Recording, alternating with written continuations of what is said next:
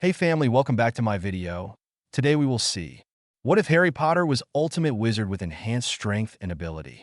Before we start, I would like to extend my sincere thanks to the original author of this story for granting us permission to use it in our YouTube video.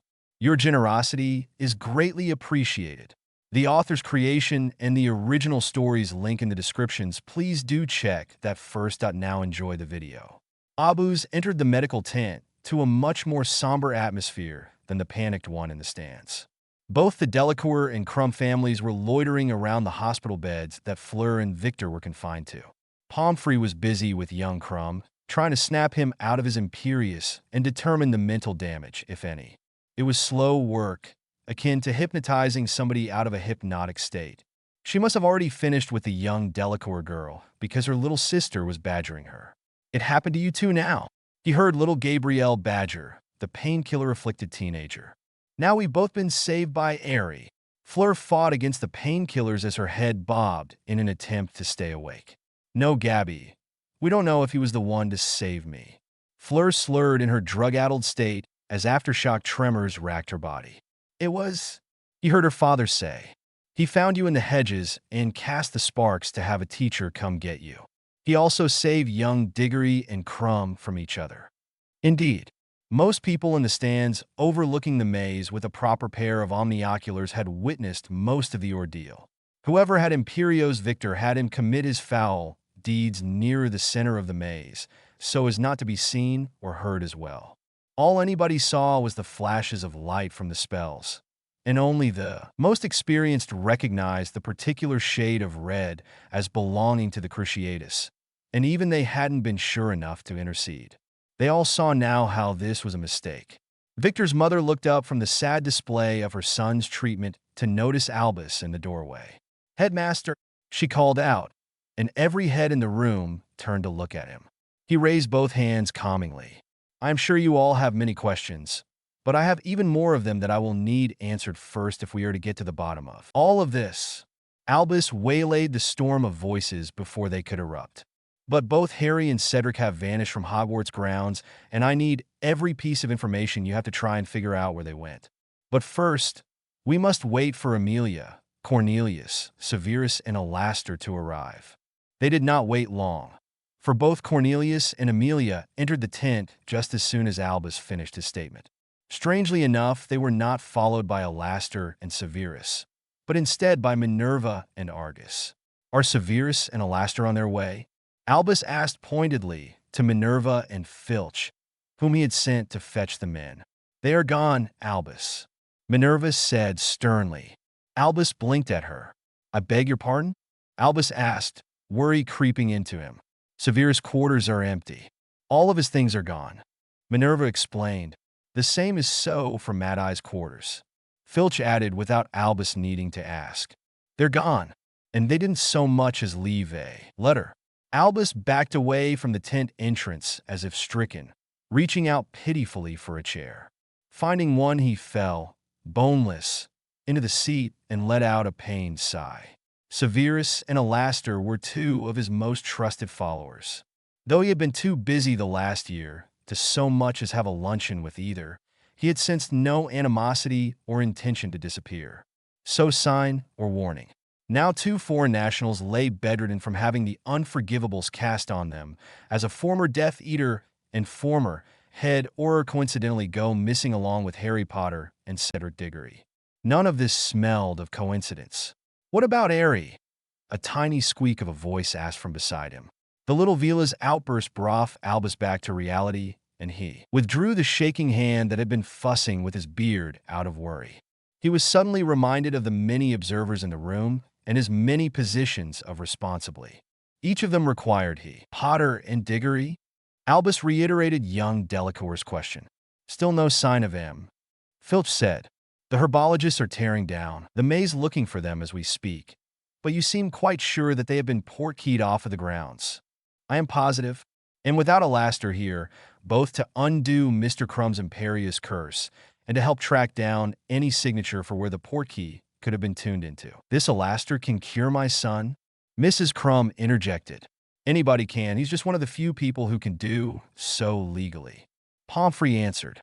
All you have to do to undo an Imperius is cast another Imperius at the victim and then cancel it.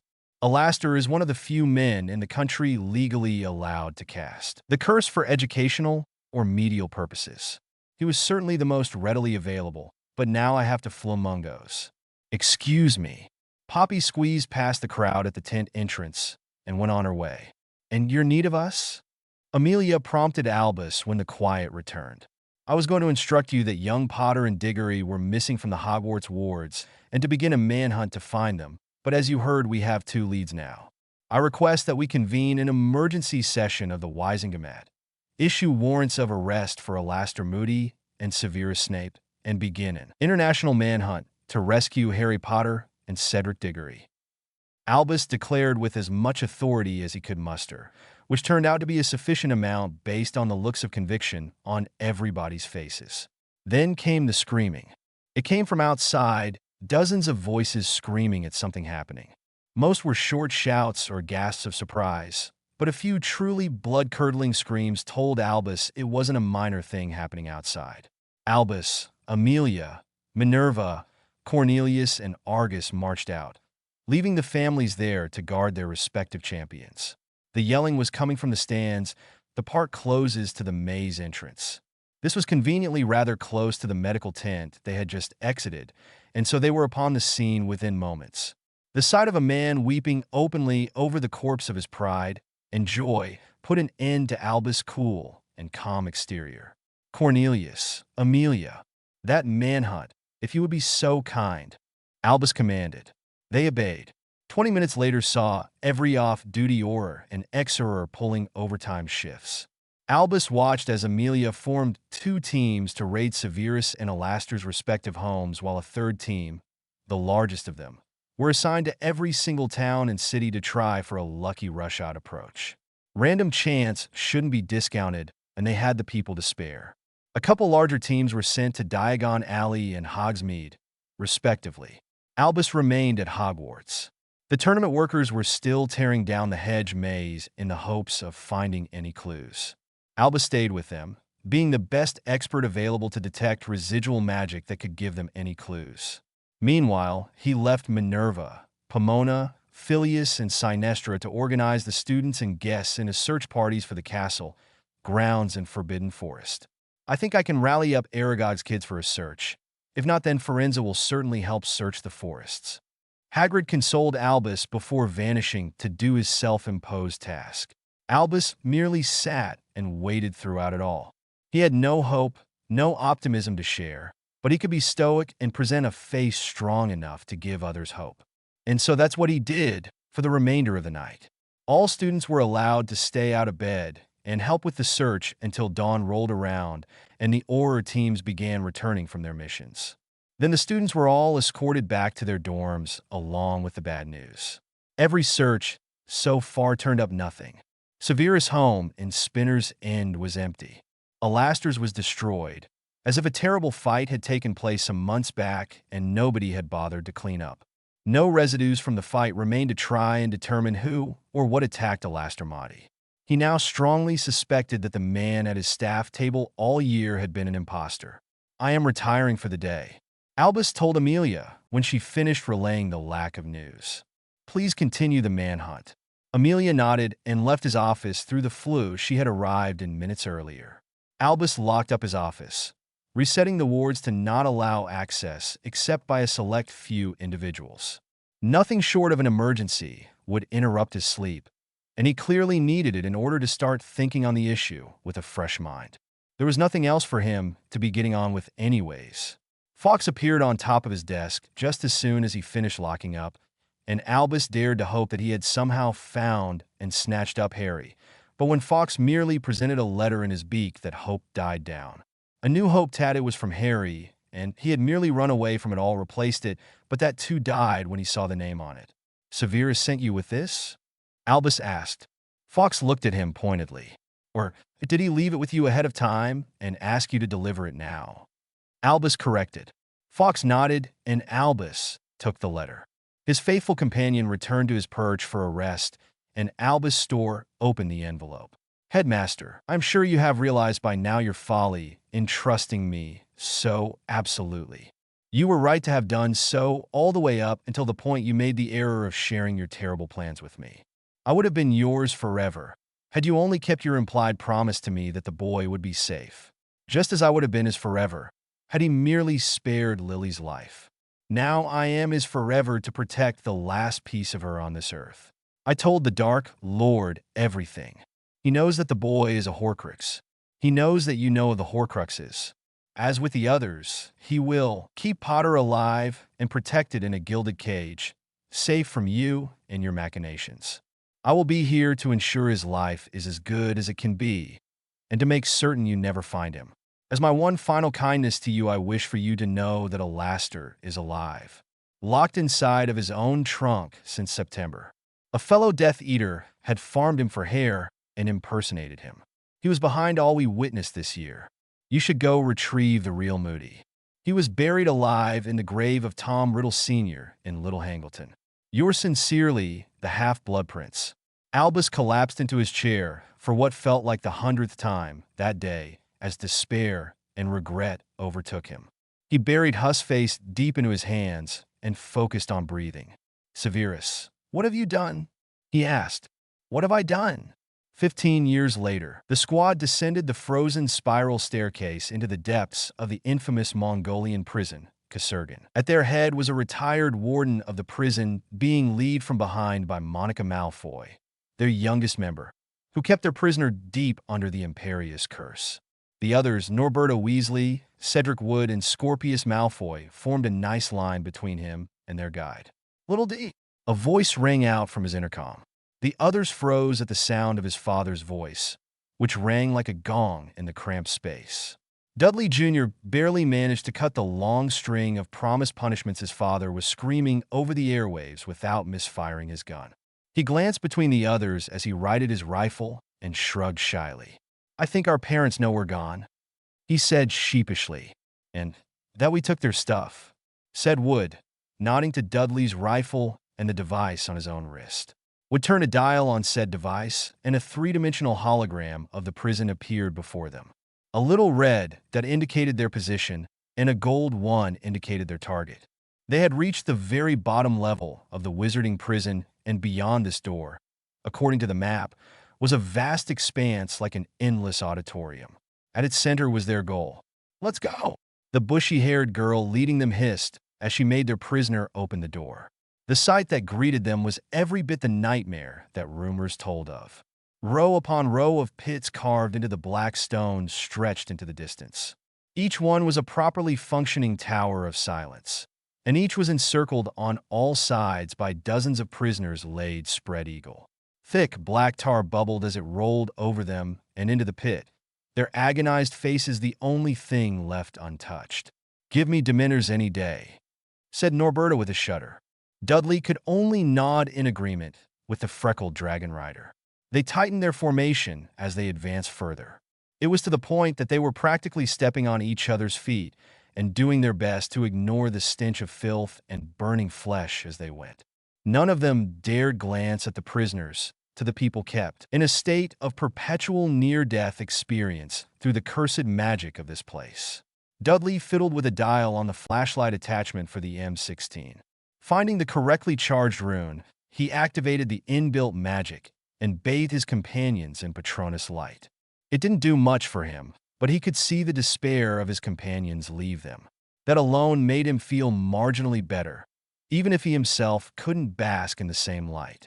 They spotted their destination long before they reached it on account of it being the only distinctive feature in the room. Long, thick chains like those of an aircraft carrier's anchor rose from a single pit filled to the brim with a tar-like substance. Following the chains with his eyes, he saw they passed through rings embedded into the ceiling and connected to a series of leverless cranks on the ground. 4 chains, 4 rings, 4 cranks, 4 wands. All right, Dudders, cover us, Scorpius ordered as he, his younger sister, Norberta, and Cedric took a crank each. Dudley canceled the Patronus runes and activated a set on the scope attachment. He cycled through thermal, ultraviolet, and auroscopes, but saw no danger beyond the horrors of how the prisoners' auras looked. He fought back bile as the quartet of relashios made simultaneous impact. He turned to see all four cranks raise whatever was at the other end of those chains. He kept an eye out for trouble and activated a seismic detection function on the butt of his rifle as he watched the sarcophagus rise out of the liquid. Sarcophagus was the best word he had for it. It was made of metal and shaped like an upside-down stepped pyramid. Long, thin blades formed every edge of it and connected the steel plates of its surface. He thought he spied runes on the surface of these plates, but they kept changing like a hologram, the cheap plastic kind, not the awesome electronic kind Cedric had. No name. Wood observed as he pointed to the description plate dangling from the sarcophagus on a much thinner chain. Dudley looked through the scope and magnified until he could read the inscription. Incarcerated on July 11th, 1995 on charges of murder and use of all three unforgivables. He read out loud, "Trial pending." The others shushed him at his incredulous cry as he read those last words. "Let's see here. We're looking for a guy who vanished in late June 1995, accused of murder and unforgivable use, and who never got a trial," the Malfoy sister said in her best approximation of sarcasm. "Unless you count trial by public opinion," the other lady present countered. The Malfoy princess glared at the redhead before continuing. "And this person appeared here 2 weeks later. No name and under the same charges. I think we have our guy," she concluded. "And if it's not him?" Dudley prodded between glances around the prison. "Then we stun him, shove him back in, and pray our parent don't drag us back here to join him." Wood answered. Their conviction set. The four wand fired a series of spells that Dudley deduced were a combination of unlocking and finite charms. One of them clearly did the trick as moments later steam hissed out of every corner of the metal contraption. He was nearly blinded when one of the sides opened upwards like the door of a DeLorean and bathed them in white light.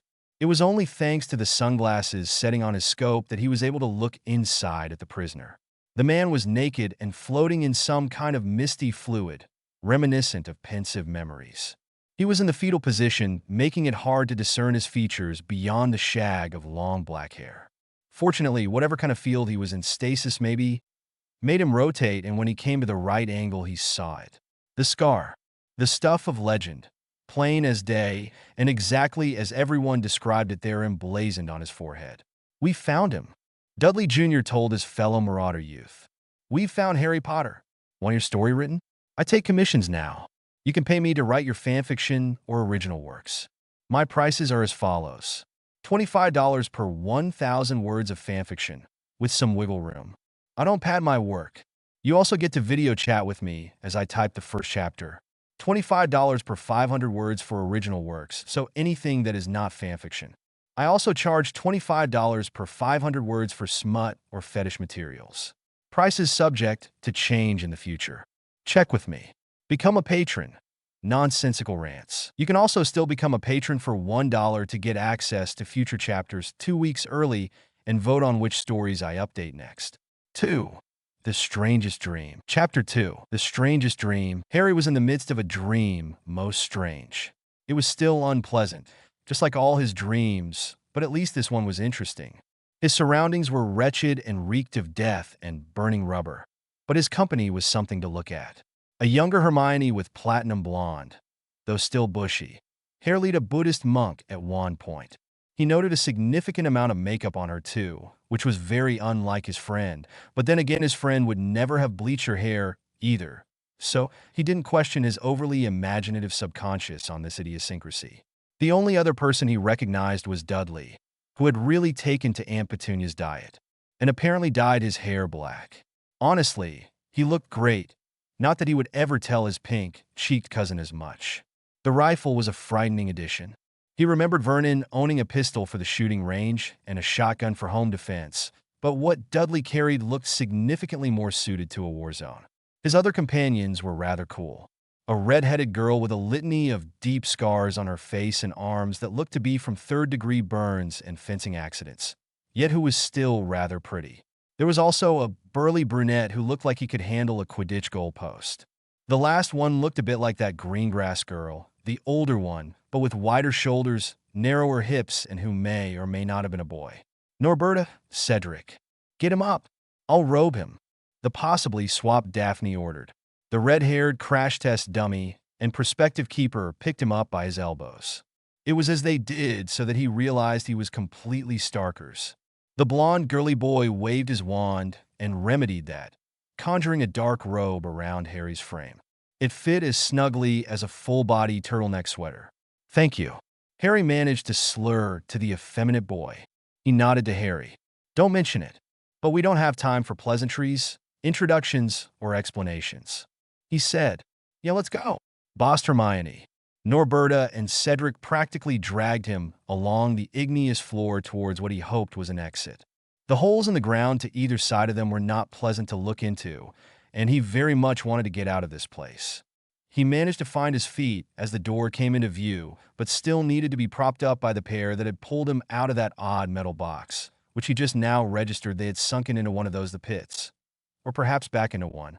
It was when they reached a thin metal door that Harry tried to make sense of things. What spell are you using on the bald gentleman there, Hermione? He asked the small girl, sidestepping her makeover and plastic surgery bench. His companions glanced at each other in confusion before they seemed to agree that the youngest member should answer. The Imperious Curse. She answered. That's what it looked like, Harry said with a nod. And, another question. Why is the 11-year-old using the Imperious Curse on an old man? Well, we all tried casting it, but hers was the only one to stick. The bulky boy, Cedric, said from his side. Harry conceded. That makes sense. It did not make sense, but he chalked up their complete disregard for committing one of the most atrocious felonies possible to the general weirdness of dreams. And I'm 12. Thank you very much. It wasn't until the adrenaline and muscle soreness from running up several flights of stairs sunk in that he had the first inclination that he might not be hallucinating all of this. It was as the familiar taste of blood in his lungs from exertion that he shed the last ebbs of dreariness and learned to walk on his own 2 feet again. We're still not running up against much resistance. The blonde girl who looked like Hermione said. Smack her, Norberta ordered. The in-shape Dudley complied, rapping her hard on the back of the head for jinxing their luck.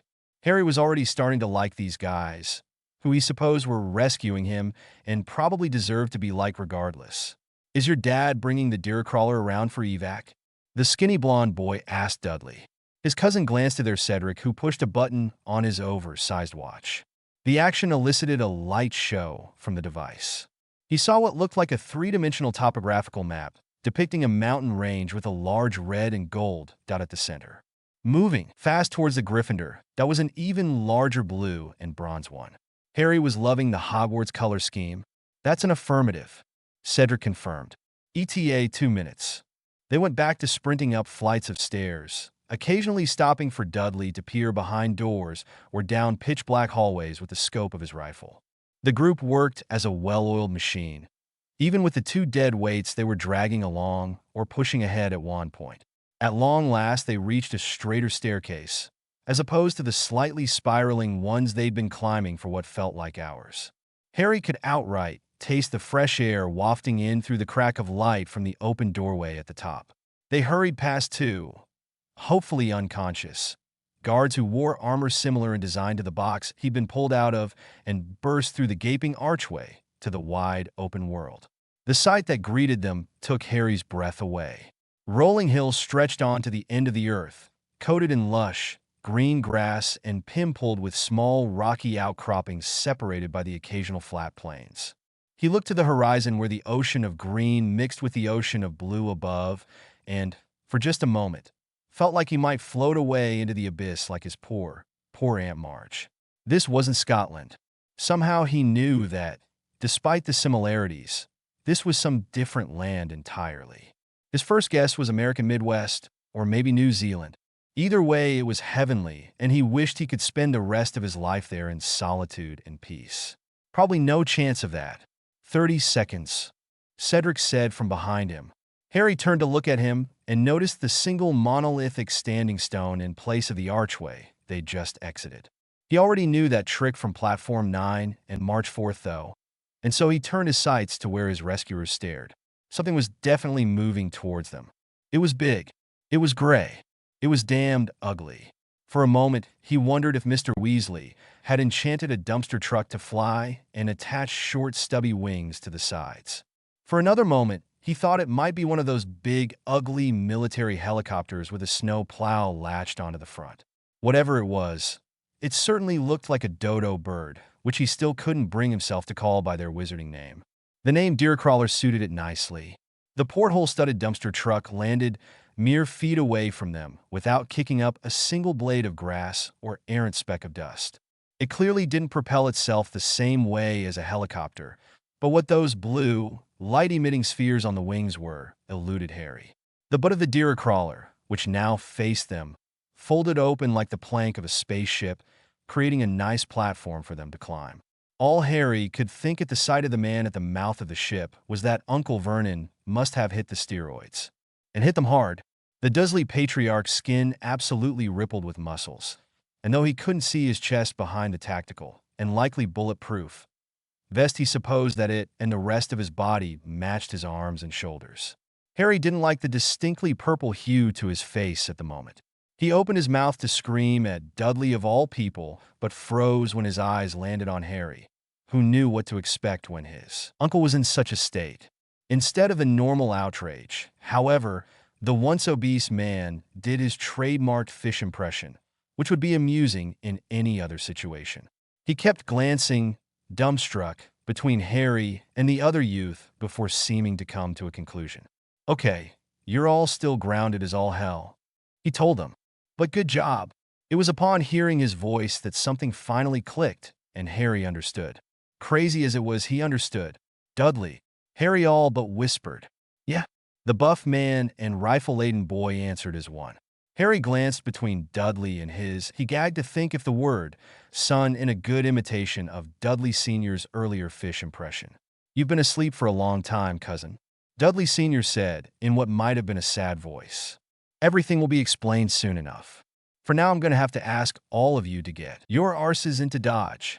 "Ah, that was more like it." The other 5 miners jumped at the sudden outburst and filed in as quickly as their legs could carry them, which was much faster than Harry's aching knees could keep up with. Dudley Sr. snatched the rifle out of Junior's hands and knocked the monk unconscious with the butt. Harry found a seat between Cedric and Norberta and fumbled with the buckles as his cousin closed the hatch. "We are clear for takeoff," the imposing man yelled into a speaker on the wall. The vessel lurched and did exactly that. Harry was impressed to see that the elder Dudley didn't so much as stumble as he walked to a workbench in the corner. Harry took in the interior of the Deercrawler, and aside from clearly being magically expanded, it was indistinguishable from what an army dropship's interior should look like. Or what he imagined one would look like. He watched in silence as his cousin took apart the assault rifle with practiced ease, reducing it to a pile of small parts in mere seconds. He grumbled to himself about burnout runes and magic residue as he tossed aside what looked like smoking granite lipstick tubes. The entire scene was too bizarre for words. Staring through the nearest porthole, Harry watched the landscapes fly past them. The sight helped calm him down, so he did that for a few minutes. He was thankful that the other children, whose identities he was already making educated guesses at, remained silent throughout the trip. It was the kind of silence he knew well from guilty detentions with McGonagall. "How long have I been asleep?" Harry eventually asked. Dudley Sr. sighed. "I'm not sure if I'm the best person to be explaining everything to you, Harry," he confessed. "And I'm proof positive that this isn't the right place for it. I promise you, we're going to the right place now, and the right people are there waiting for us." Harry turned to look at the man as he spoke, but could only nod at the non-answer. "What's up with the monk?" he broached, glancing to the unconscious figure on the floor. "We have to wipe his memory and get him home." "Hermione," scratch that, Hermione's daughter told him. "Yeah." The other girl, obviously a Weasley, added. "Can't have Moldywort knowing we've rescued you." That at least got a chuckle out of him. It was childish and silly, but he liked his enemy's new nickname. A moment later, a woman's voice rang over the speakers. "We are out of detection range," the voice said. Dudley Sr. hit a button on the wall and leaned into one of the speakers. "All right, prepare for port key launch," he said.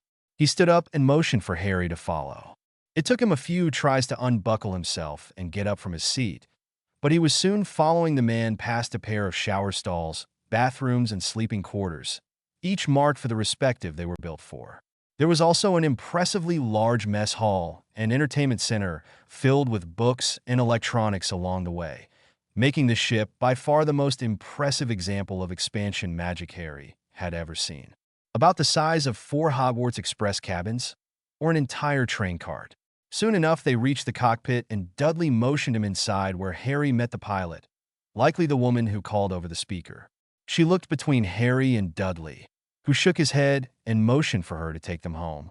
A series of complicated switches and knobs later, and what looked like a ball of blue plasma shot out from some part of the ship. The ball exploded into a large disc of the same color and consistency directly ahead of them. They did not slow down as they approached the disc, and Harry braced himself against a safety handle on the wall as they slammed into it. The familiar sensation of traveling by portkey enveloped him, but for once it was only a mild sensation. This was much more bearable. When they exited the tunnel through space, they found themselves flying over a vast expanse of skyscrapers and industrial monoliths. Each of the glistening towers boasted a checkerboard of televised billboards and holograms, made all the more difficult to read by the swarm of other flying vehicles in the air. Harry tried to spot one uglier than the Deercrawler, but such a thing must not exist. "Welcome, Harry, to Hong Kong," Dudley said in a manner way similar to Hagrid's introduction of Diagon Alley years earlier. The Deercrawler set down in one of the mountains overlooking the great Chinese city almost a half-hour later. Their vessel lurched as it sank into a square, concrete landing. It was surrounded on all sides by foliage like that of a rainforest. Harry would never have known Hong Kong was so tropical or humid. Just past a concrete path leading from a metal gate was a Victorian house, looking more suited to the Mexican desert than a modern cityscape. It was rather nice, though, maybe twice as big as the burrow. Blocking the path were 6 none too happy parents. Harry had zero difficulty assigning each pair to the other teens, and figured the 2 blondes must be siblings based on the lack of a 4th couple to match them to. He wondered where or who Dudley's mother could be. Dudley Sr. motioned for Harry to wait inside as he death marched the others down the ramp. Harry couldn't make out the words of the tongue lashing they received, but he caught the sentiment.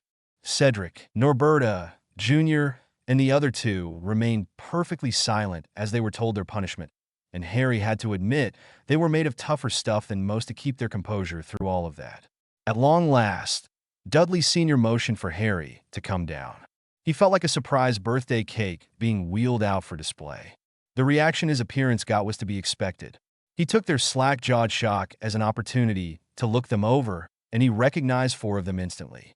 Norberta's father was a much older Charlie Weasley, which he'd already guessed because, his wife was a kindly-looking woman with ear-length brown hair and pearl earrings. He had never met her before. Cedric's parents were none other than his old Quidditch captain and who stood next to the former Hufflepuff chaser, Heidi. Or was it Tamsin? He never could tell them apart. Finally, his eyes landed on Hermione, and his heart went out to her as the waterworks started. He'd only had occasion to meet her parents in Diagon Alley once, and yet she looked exactly like her mother. It was frightening. But who the hell was the man standing beside her? He vaguely resembled Fleur's father. He had high cheekbones, barely more than skin, and bones with sunken cheeks like Sirius, but maybe a bit more healthy and lean. He dressed well and extravagantly in fine silk robes, but so did his wife.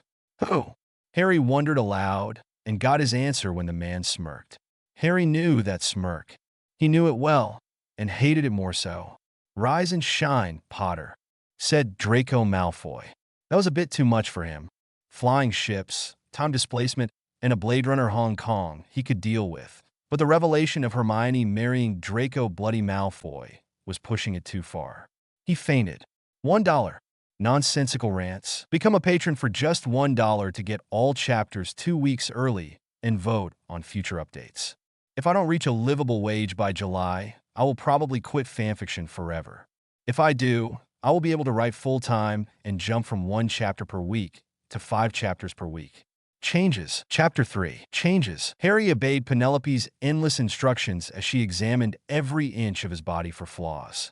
He was unpleasantly surprised by how muggle her techniques were. Stethoscope monitored breathing, heartbeats, and reflex tests didn't take a back seat to her wand-aided examinations, but instead added to them. She even had an X-ray machine, like that of a dentist office, hanging from the ceiling, which she was currently using on his scalp now. What's the point of that? I'm pretty sure I don't have a concussion. Harry complained, not for the first time since waking up in her lounge. Honestly, she was even worse than Pomfrey. This is the last thing before a blood and urine test.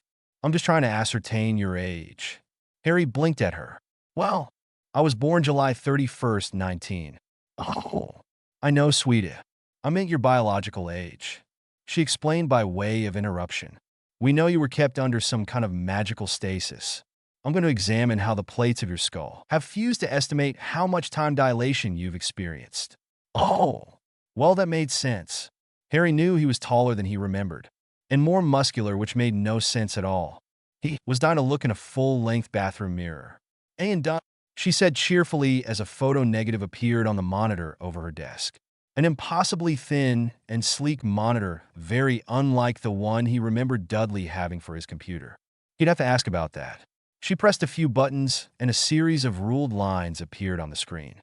She still used a quill to write out some calculations on a yellow notepad, the only indication she had ever stepped foot in Hogwarts. If I'm not mistaken, you've been aged by 3 years. Penelope concluded. You'll be 18 in a few weeks. I'll share the news with the others. After subjecting him to a needle stick and directing him to her bathroom, his new Medowitch handed him a bottle of anti-inflammatories and several supplements. Calcium and vitamin D he knew, glucosamine and chondroitin sulfate he did not. We won't know what they put in you until the lab work comes back, Penelope told him. But I recognize the effects of many strength, agility, and other developmental enhancements in you. And I'm pretty sure they implanted some kind of muscle memory into you while magically increasing your bone and muscle density. Harry nodded, figuring it was best to at least pretend he understood her. That doesn't sound very medically advisable, he said offhandedly. It's not. Very few super soldier treatments or dark magic enhancements are. If dark wizards bothered to actually consult medical professionals, one might actually have managed to conquer the world by now. In your case, your joints haven't developed properly from lack of use, and I pray we don't have to worry about organ atrophy. These supplements are for your joints. I'll ask Dudley to help me come up with an exercise routine when… Wait! Harry stopped her. She patiently nodded and motioned for him to ask his question. Moldy Wart was putting me through super soldier enhancements? She nodded. Why would he do that? Well, we don't even know the exact nature of these enhancements yet. And we have no way of knowing what magical rituals may have been performed on you while under his loving care. Once we get the lab work back, we can try to make an educated guess as to his reasoning and methods. She explained. Until then, I advise restraint in all things. Be extra gentle when handling objects, doing any kind of exercise, or having physical contact with others like handshakes or hugs. Harry nodded dumbly. He figured people smarter and more experienced than him would be able to figure out why Voldemort would give his enemy any kind of edge. Hell, it sounded as if the snake-faced bastard had done everything in his power, shy of training Harry personally, to make him a greater threat. Maybe that was it? He was bored and wanted a challenge? If that whole prophecy nonsense was true, then Harry would be the only person from whom the Dark Lord would find such a challenge. Or maybe he was stupid enough to believe that Harry would succeed him, be his second coming, as he predicted in that graveyard? Questions for later. Speaking of hugs, Penelope said, interrupting his thoughts by squeezing him tighter than an anaconda. Welcome back, Harry. You can expect a lot more of these from everyone in the coming days. Harry didn't reciprocate, out of fear of her warning to be gentle. He did still blush at the affection, though. Thanks, Penny. Oh, I forgot to tell you. I've learned to channel my inner Trelawney, he told her as he took her left hand, fiddling with the diamond ring and gold wedding band thereupon before wailing in his best loony divination teacher impression. Yo married berry. She tried to cover her mouth with the other, had to stop the uncontrollable laughter that got out of her. She still snorted when she laughed. Somehow he forgot about that. That's incredible, Harry, she said, sounding every bit amazed as she was pretending to be.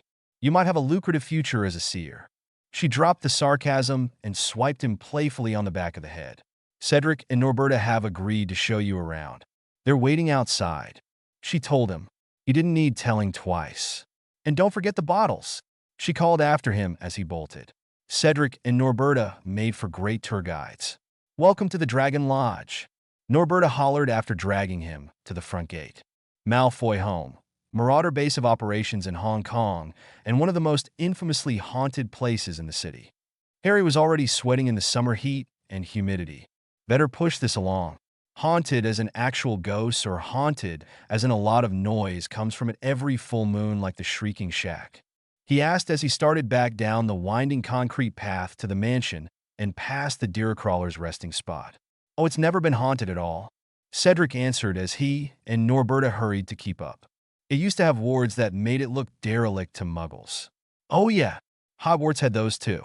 So are most haunted places around the world really just warded wizarding properties? Harry asked. Or just wizards living in the open using it was ghosts excuse for their magic. Roberta explained. The land around the Dragon Lodge was massive, surrounded on all sides by thick forestry that stretched for miles down the mountain. As such, the main building was well hidden, as was the small Quidditch pitch that somebody had clearly modeled after the one from the burrow. They lead him the long way around the ivy-coated building to show him a greenhouse, which he couldn't see himself ever entering in this weather, even under threat of death and dismemberment, and down a set of stone steps to the back courtyard. Gaps in the brick patterns served as small gardens for exotic flowers, and as resting places for peacocks he had mistaken for exotic flowers at first glance. He could see the entire city and bay over the balcony of the courtyard. He could get used to staring out at such a view during morning tea. They found Hermione's son in the garage near the mouth of the courtyard. The remains of a candy-red convertible that looked like it was snatched right out of the 1950s lay strewn about in an order he couldn't make heads or tails of, but he was sure made sense the blonde boy. He had the sleeves of his white dress shirt rolled up, which was good thinking by the look of the caked-on grease and rust covering his hands and arms. "Mr. Harry Potter," the boy greeted as he tiptoed over his mess as fast as he could. "I'm Scorpius Malfoy. It's an honor to meet you, sir." The boy practically gushed as he shook his hand. Harry was so taken aback by the respectful form of address that he could only nod dumbly. "My parents speak legends of you. It's like a dream to properly meet you in the flesh," he explained, still shaking Harry's hand. Harry just kept nodding and resisted the temptation to clarify if he really meant both parents. The boy looked like he'd just crawled out of a shoulder-deep pool, and Harry was worried he'd be just as drenched in his own sweat if he didn't get inside soon. Still, better to be polite. "What are you working on here?" he asked Scorpius as he finally let go of his hand. Scorpius glanced back at his mess and shuffled a bit in embarrassment. "Oh, what this? It's a 1950 Jaguar XK120. He said. "I found it in complete ruin at a junk shop. Spent an entire year's allowance and chore money to buy it. Just finished repairing and painting the body. Now I'm cleaning, repairing, and enchanting the internal parts. It's great fun."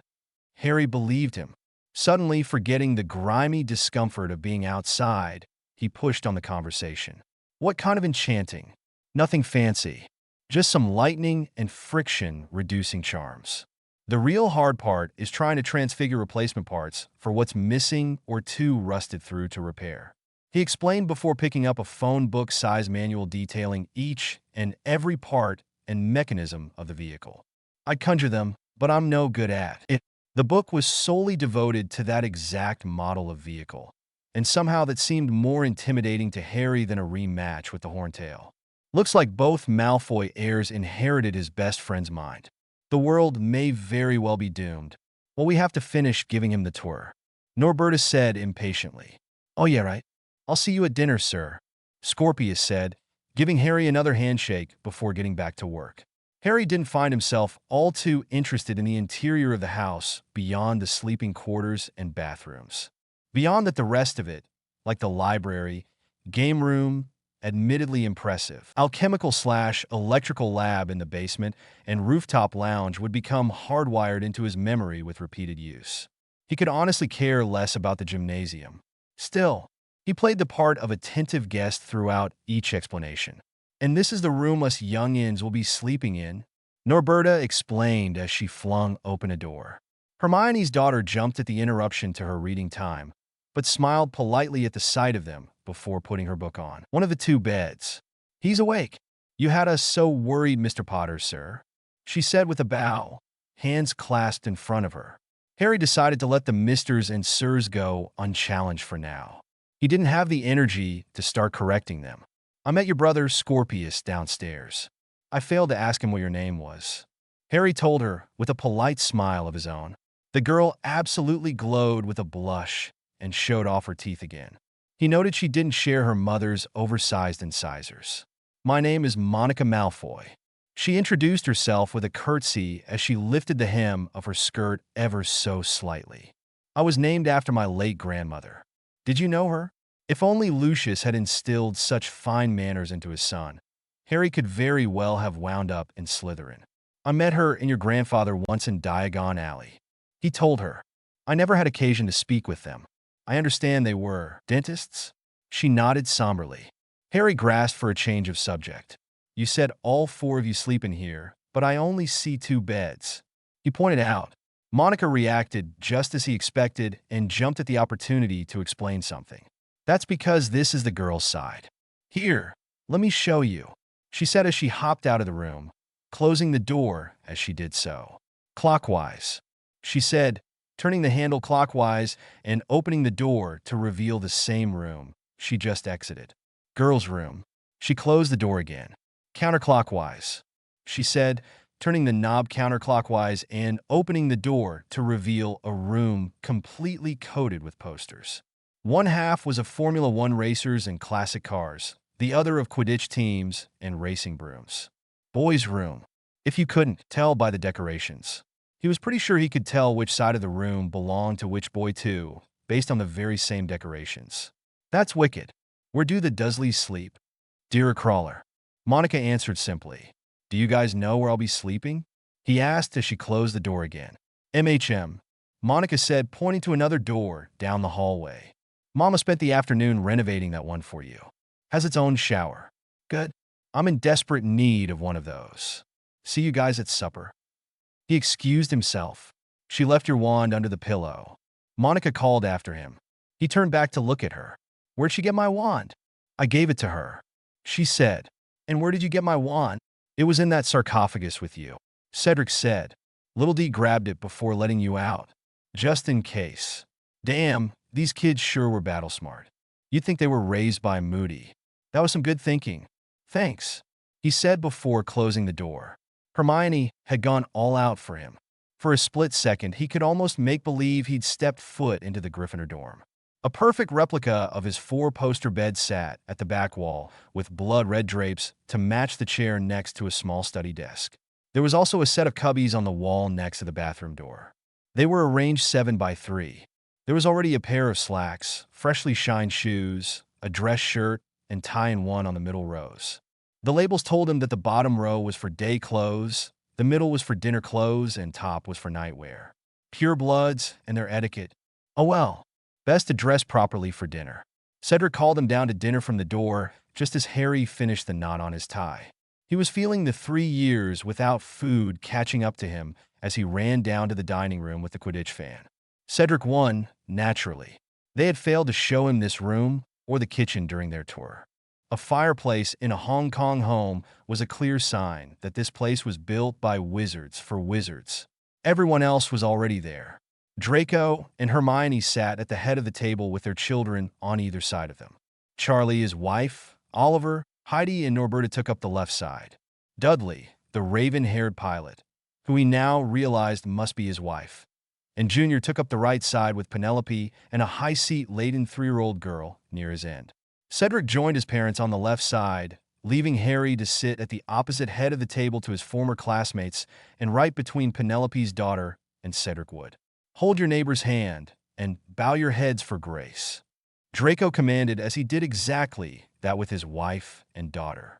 Harry struggled to hold the giggling toddler's hand as Draco gave thanks for the gathering and Harry's safe return.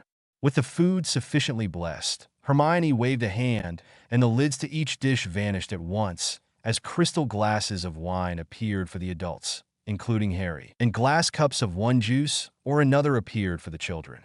"That's a lot of green," Harry pointed out.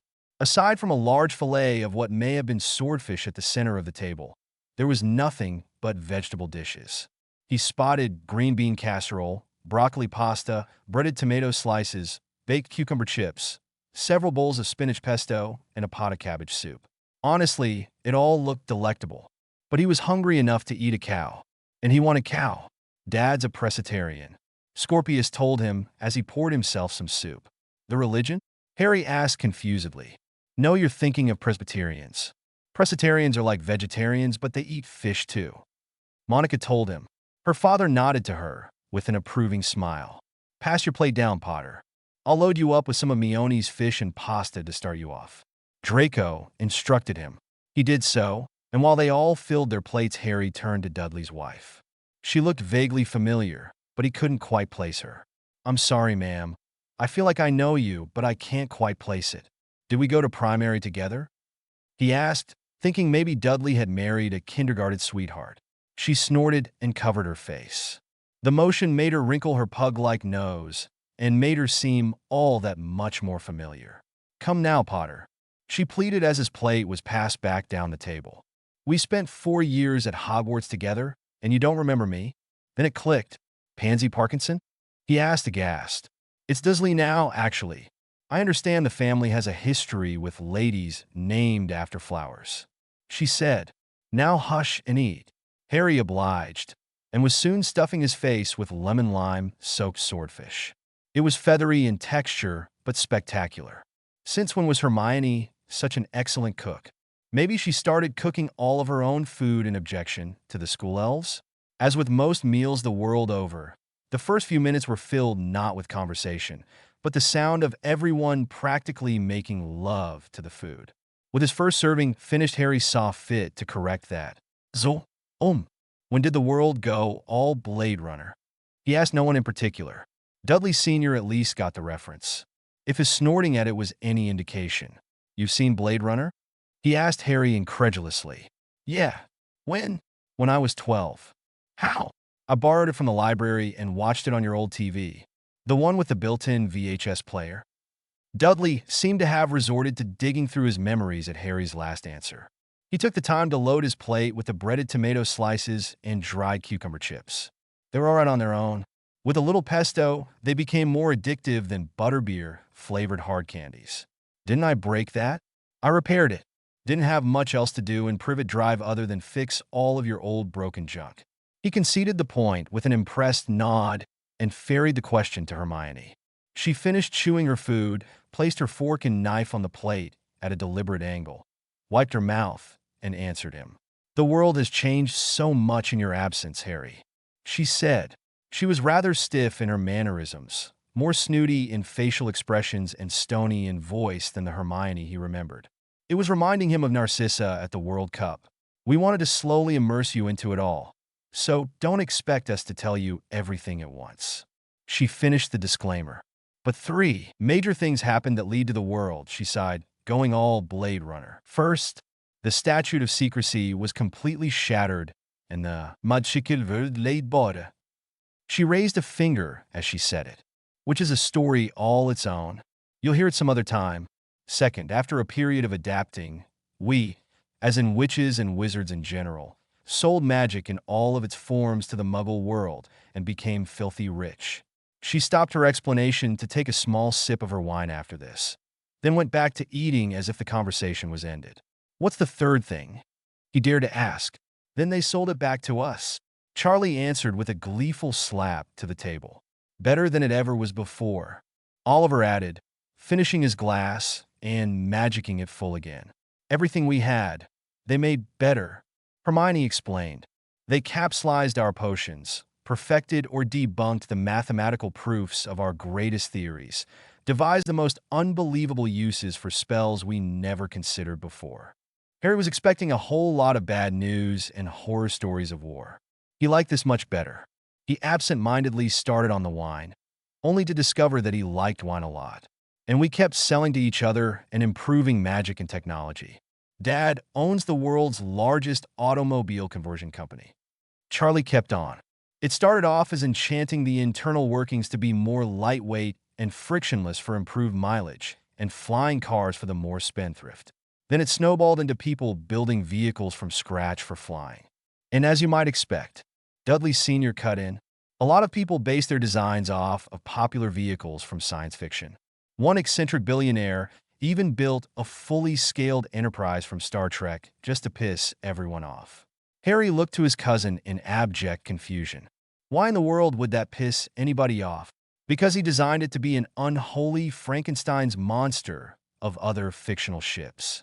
He explained, it had a Millennium Falcon instead of the disc, connected to the Justice League's watchtower, with the Pillar of Autumn and Ishimura in place of the propulsion. Things. Harry didn't know what half of those were, but he got the general idea. I think I spotted the bee pop near the bay once. Junior added, oh yeah, that belongs to old man Jenkins. Draco said, he's run cargo for me before. He also has another gorgeous replica called the Sylvana. I looked it up, and it's from one of those Japanese cartoons Little D likes. I think you'd enjoy its Scorpius. His son made a gesture as if to say who? Me, at his father's suggestion. Yeah, the show has a lot of smaller ships people fly on, van ships or something like that. They're right up your alley. His father told him. Scorpius seemed to consider this and shrugged. I'll be sure to check that out, he said before adding some of the green bean casserole to his plate. Harry realized he hadn't had any yet, so passed his plate down. And how long did all of this take? He asked between bites of the crunchy onions on top. The adults all shared a nervous glance. Oh, come on. Just tell me how long I've been gone. I can take it. Hermione closed her eyes and took a deep breath. Having been his best friend, it made sense for her to feel like it was her responsibility to tell him. But still, she was acting like it was the end of the world. 15 years. She finally said, just above a whisper. Oh, that's it. The nervous glances they kept sharing were beginning to grate on his nerves. What do you mean that's it? Oliver asked tentatively, as if afraid for his mental health. Well, 15 is much less than I was expecting. I thought it would be closer to 25, especially considering all the young-ins. Harry trailed off. He stared at Scorpius. Scorpius stared back. He glanced between Draco and Hermione. They looked oddly guilty. Scorpius, how old are you? The blond boy put his utensils down and swallowed nervously. Almost 14. Why? The boy said, sounding more confused than defensive, but definitely defensive. Oh God, 14. And I've been gone 15 years? He clarified to a room of nodding heads. When I disappeared, I was 14 years old myself. And if I'm not very much mistaken, your parents were both in my year at school. He paused to give them a chance to explain. They didn't take it, but the children present all seemed to have grasped his meaning. By all means, tell me if my math is off. I'd love to be wrong here. Harry, it was a very strange time. Hermione started. Oh, that's rich. It was war. Draco corrected. Of a strange variety to be sure, but war all the same. One that still rages and has grown to span the globe. And I was on the wrong side of it. He took his wife's hand and squeezed it. Things got really bad really fast. Hermione and I, enemies at the time, found ourselves trapped and injured in a bunker in Siberia after the Battle of Durmstrang. He told them. Harry found himself already more enthralled by the story than he was outraged by the outcome moments earlier. We had little food, no source of warmth, and we were too exhausted from a terrifying battle to properly warm ourselves or do any magic at all. Hermione took over. Several hours of glaring at each other as we slowly froze to death slowly turned into an evening sharing a single robe as a blanket. Draco nodded to his wife. When I later found out she was pregnant and trying to hide it, I was having none of it. He said, or more accurately, my father raised hell about it, and after beating my ass for getting a girl pregnant out of wedlock, told me under no uncertain terms that mudblood or no, you are marrying that girl. I rose hell and high water to shotgun wedding her. It started out as a sense of responsibility. I wouldn't let a child of mine grow up without a father or mother for that matter. But as time went on, well, Harry did his best impression of his former rival's insufferable smirk. She grew on you, didn't she? Like a mole. He scowled back at him. Hermione grabbed him by the head with both hands and planted a firm kiss on his cheek. The matching smiles they wore when his best friend leaned her head on her husband's shoulder told him he had nothing to worry about. I became a much better man after that. He confessed. I cut off my own arm for her, rid myself of that accursed mark. He raised his left arm, and Harry noticed a distinctly rubber sheen to it. Prosthetic? And she sacrificed just as much for me. She learned my culture, my customs, and adopted them fully. She's been a better wife to me than I could have ever hoped for. That still didn't answer the biggest hurdle Harry had to overcome to believe any of this. And her heritage wasn't an issue. Draco gave him the oddest look. It wasn't a glare. It was more like a challenging glance. It was never about purity of blood, Harry. While it does matter, likelihood of having squib children and all that, it was never the reason for the wizarding world's distrust of Muggleborns. He explained, I think I told you as such when we first met. Though as a dumb 11-year-old, I may not have been as eloquent as I am now. It's culture. Culture in the Keynesian, subjectivist, Alinskyite hellscape that is the modern Muggle world is so destructive, so economically unstable, and damaging to the heart and mind that us, in the wizarding world, wanted nothing to do with it. Draco explained further. We've already suffered the introduction of some Prussian model practices being put into our schools for one thing. But I tell you this, a woman who leaves all of that behind and embraces what it means to be a witch is worth 10,000 times as much as a pureblood who attends a liberal arts university and brings that nonsense home to roost. He looked to his son and daughter. Blood matters, children, he told them, but it's not all that matters.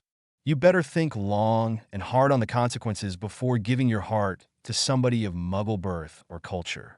But I have faith that if you ever do, I can be confident that it's the right choice. Silence rang as his story ended. There were a lot of words in there Harry didn't know, but the passion behind them made up for it.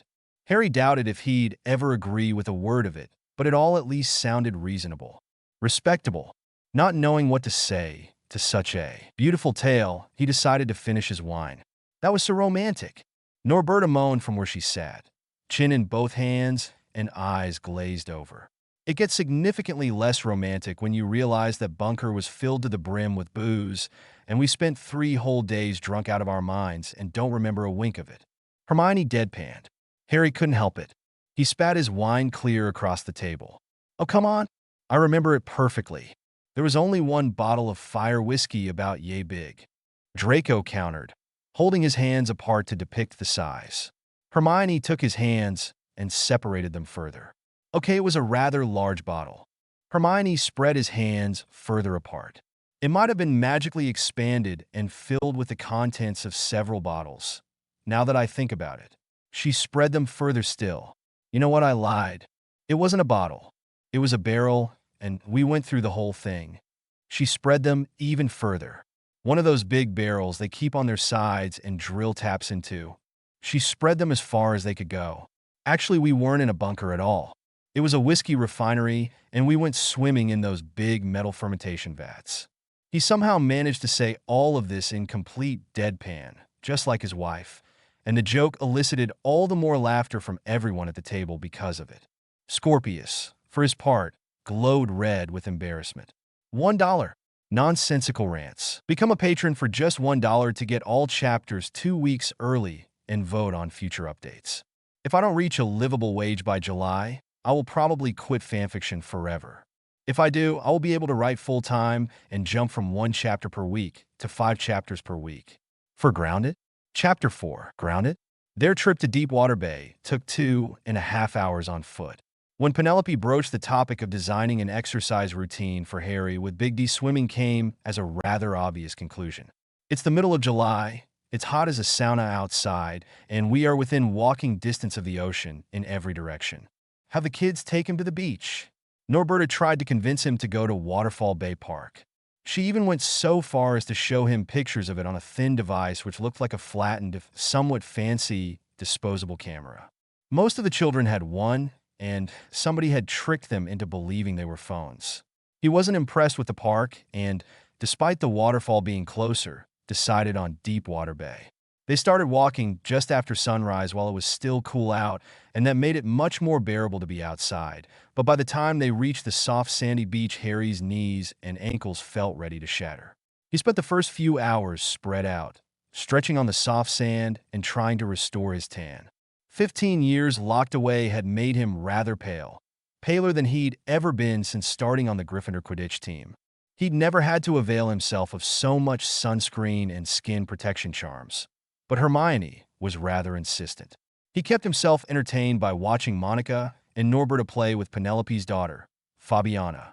The 3-year-old, on the other hand, kept herself entertained by chasing the receding water and subsequently fleeing when it came back. She screamed with laughter all the while she stomped around on her stubby little legs. She was incredibly cute. So was the bikini-clad Norberta, but in a much different way. He kept catching himself staring at the 14-year-old redhead. At first, he was enthralled by how damn cool the scars along her body were. And to be fair, the entire gang had been eyeing his impressive collection for most of the walk, but later he was drawn in by how appealing her general outline was. He stopped when he remembered he had aged while effectively comatose. An 18-year-old man eyeing a 14-year-old probably didn't look all too respectable. And he doubted that a defense of, "but I still feel 14 on the inside," would hold up in court. Penelope had assured him that he wasn't, in fact, mentally 14 anymore. Something to do with brain chemistry and physiology.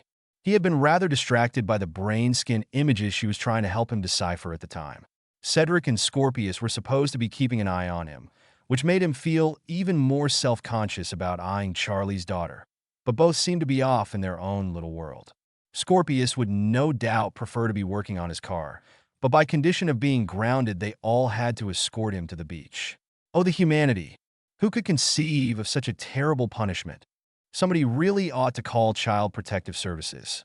Dudley Jr. lay beside him, snoring loudly in the sun.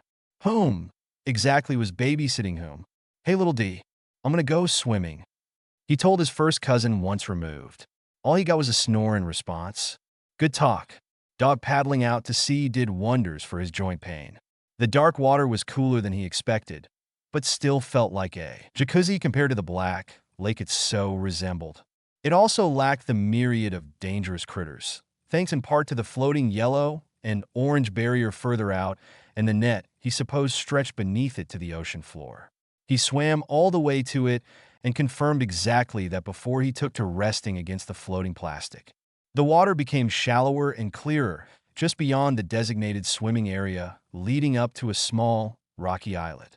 He flirted with the idea of jumping the barrier and swimming to it. His assigned guards certainly wouldn't notice, but he didn't want to risk being bitten by something like that venomous snail he saw on the Animal Channel once. Or were those in Australia? Regardless, the ground over there looked to be made of pointy rocks, not the kind of place to walk barefoot. He much preferred to lean against the barrier and relax, occasionally kicking his feet out to churn the water. It was as he did this that he noticed something. At first, he thought it was the sun being reflected off the water's surface, but he realized it was coming from deep below the surface. It was still in the designated swimming area, though. Was somebody snorkeling with a headlamp? Actually, that sounded really fun. He withdrew his wand from the strap on his shin. He made sure to ask before leaving if he was allowed to use magic without fear of the trace, only to be informed that with no statute of secrecy, there was no longer any restriction on underage magic anywhere in the world. And he was of age, anyways. Quickly casting the bubblehead charm, Harry kicked off of the barrier and dove towards the light. It kept dimming and going out, giving credence to the idea that it was some snorkeler or scuba diver examining the bay floor, turning his head every which way. He was nearly upon it when the light vanished entirely. When it reappeared, the sight that greeted him stole his breath away. He'd be in serious trouble if it weren't for the bubblehead charm. At first, he thought some spurned bride had tossed her wedding gown into the sea. A very beautiful, silk wedding gown with meters upon meters of billowing white ribbons framed with fiber optic lights. Every curl and string of translucent material glistened with a slight pinkish purple.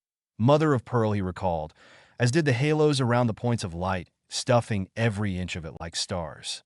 It was a jellyfish, he realized with a shock. It must have been at least 20 feet long. Regaining his senses, Harry figured it didn't belong inside of the barrier. He knew better than to touch wild animals, magical or mundane. And yet even he felt an unbearable urge to run his hand along its length. He tried to think of a spell that would harmlessly send it back to the other side of the barrier, but the best he could come up with was banishing it out of the water and over it, which he was almost certain would at least damage the stunning creature. That's when he spotted another wild animal that took his breath away, though this one wasn't very pretty. His scream echoed painfully inside of the bubble charm as he tried to swim away from the rows upon rows of shark teeth. He nearly turned the shark into ingredients for Hermione's seafood-decorated dinners. He stopped himself when he noticed that it was wearing an orange life jacket that form-fitted around its back fin and a large first aid kit around its stomach. The great white made a very human head motion to indicate Harry should follow him. With understanding and a huge sense of déjà vu slowly dawning on him, Harry followed the lifeguard shark to shore, canceling the bubble head charm as he did so. He waited for Victor to finish transforming back into the form of man before grabbing him with both hands behind the knees and taking him to the ground. The Bulgarian champion half yelled and half laughed at the unexpected assault and returned it in kind. Harry found himself in quite the pickle when Crum put him in a choke hold, but being skinny had its advantages. With a little twisting of his body, he managed to wrap both knees around the other man's neck and pry them apart. Victor humored him and tapped out on his thigh. "You play too rough, Harry," he chastised as he rubbed his neck jokingly. The man was such a good sport. The world really didn't deserve him. "Well, you earned it for scaring the crap out of me like that," Harry said, offering his former competitor a hand and lifting him up. The two men embraced as soon as they were at eye level. "Veer, have you been, man?" he eventually asked. "Last I remember you, Veer, handing my ass to me in the maze." "Well, that's hardly fair. You were under the Imperius when it happened." Crum sighed in exasperation, but his smirk gave his humor away. "Still incapable of taking credit, I see." He shook his head. "Harry, you prevented me from torturing a fellow champion to madness, and then stopped him from killing me. I owe you much." Harry tried not to let the gratitude go to his head, but it was definitely going to his head. He wanted to come up with a change of topic, but Crum beat him to it. "You remember Gabby, yes?" Victor said. "Gabby? Gabby does not compute." Harry didn't know any Gabby. Who the heck is Gabby? Gabby turned out to be the pearlescent jellyfish, who like Crum was also a person, but who unlike Crum was a petite woman. Petite wasn't quite the word for the silver-haired waif who was still mid-transformation. She made Draco, who Harry thought was unhealthily thin already, seem like a bodybuilder. The orange one, piece she would look like a leotard, but that was more due to her resemblance to a teen gymnast or ballet dancer. Thinking back to when he met her mother, the older woman did give off a Tiger Mom vibe, and he supposed the woman before him may very well have been both of those things. He wondered how many instruments she knew how to play. Gabrielle? Harry asked, more in disbelief of how the tiny Vila had grown into a marginally taller Vila, but grown all the same. Said woman took to tying her ankle-length hair around itself into a knot when Harry called her name. She looked up from her war with the cascade of silver and squinted between Harry and Victor. Recognition slowly dawned on her. "Harry!" she cried out, and, abandoning her earlier efforts, jogged up to him. She planted a kiss on his cheek as the last of the glistening gelatinous ribbons retreated back into her body. Harry missed them. The mix of her animal and human forms made her look all the more ethereal. "Why did no one tell me you Ave returned?" she demanded as Harry rubbed his burning cheek. He was still tongue-tied at how tiny she still was. She barely made it up to his chest. "That is a good question. I would like to know that as well." Victor pressed. "Well, I just got back, and the Malfoys have been taking care of me," he explained, still rubbing his increasingly warm cheek. That kiss really did a number on him. "I figured they'd tell everybody who needed to know until they were ready for the big reveal." "Well, you at Zingzat could at least tell the other Marauders in Z City." Gabrielle huffed, folding her arms and frowning. Nice to know she shared her sister's tendency to grow heavier in accent when upset. Harry couldn't argue with that, but that didn't stop him from trying. Maybe they were waiting for my birthday to surprise me, or they wanted to slowly introduce me to everyone. He tried to excuse his friend's behavior. His speech was starting to slur, and he felt himself beginning to sweat. Hong Kong weather sure was erratic. It was getting really hot really fast. "Oh, it is your birthday? When?" "It's, Harry tried to say, but the burning on his cheek where Gabby kissed him was growing painful. He slowly collapsed to the ground, barely catching himself with both hands. His two companions had very different reactions. "Oh my goodness, Harry. I am so sorry," Gabrielle pleaded as she kneeled next to him and cradled his head. He could get used to this. Victor, on the other hand, stood there laughing. "We have ourselves another sting victim. How many is that, Gabby?" "3 this month." He teased the girl with a surprisingly soft laugh. It took him a moment to register what he said. "St sting?" He stuttered out. "Mine," Gabrielle answered, stroking his hair and wiping his forehead. "I was still part jellyfish when I kissed you." "Oh, brilliant," he mumbled. "Am I going to die?" It sure felt like it. "No, it just hurts like hell. It will pass in 30 minutes or so," Crum consoled him. "Unless you were allergic." By now, Harry's breathing was coming out in high-pitched gasps, and he could feel his chest getting tighter. Was his tongue always so big? "And of course you're allergic," Crum concluded. Harry was fine 20 minutes later thanks to Crum administering an EpiPen, which he carried by the dozen in his first aid pouch, while Gabrielle wiped his cheek with what smelled like vinegar. It helped with the burning sensation. By now, Norberta, Scorpius, Cedric, Little D, and Monica had come over to join them. Their fussing, as with most fussing, turned out to be a bigger problem than the problem itself.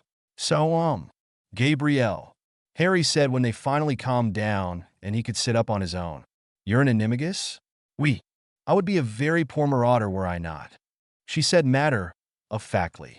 There was that word again. "Hey, everyone keeps mentioning it, but what do you all mean by marauder?" he asked, assuming you're allowed to tell me. "It's just the word holds special meaning to me." They waved away his concern about secrecy, and Victor took up an explanation. "We are a kind of private visiting militia, a rival to and offshoot of the Order of the Phoenix," he explained. Now, if only he'd tell Harry what this Phoenix Order was. "Most free governments recognize us and allow us to operate within their territory, or even employ us." Harry nodded as he thought of the best questions to ask. "And what exactly do you guys do? Aside from lifeguard duty, I mean." Victor laughed off the deprecating joke and went on. "We are not lifeguards. Well, we are lifeguards, but we are lifeguards second. Us aquatic animagi function, more like." He paused as if trying to remember the English word for it. "Zay Coast Guard," Gabrielle suggested helpfully. "Yes, exactly," Victor affirmed by snapping his fingers. "We protect the border of free nations by putting up, checking on, and repairing vards, performing reconnaissance, identifying Death Eaters or their threats, and eliminate or contain magical beasts who run amok. And plenty of other things we usually get paid for. With that money we fund our own unofficial operations." It all came off like a well-rehearsed speech. It probably was, except for that last part which the members would be ill-advised to share with non-members. "And you're all animagi?" Harry clarified. "We, or have the ability to transform in general." Gabrielle confirmed. "I was let in for being a Vila and later also an animal. Most werewolves and Vila are with us." Harry turned to the Marauder youth. "And are you all animagi too?" "Yup," Norberta chirped. "I'm a red panda."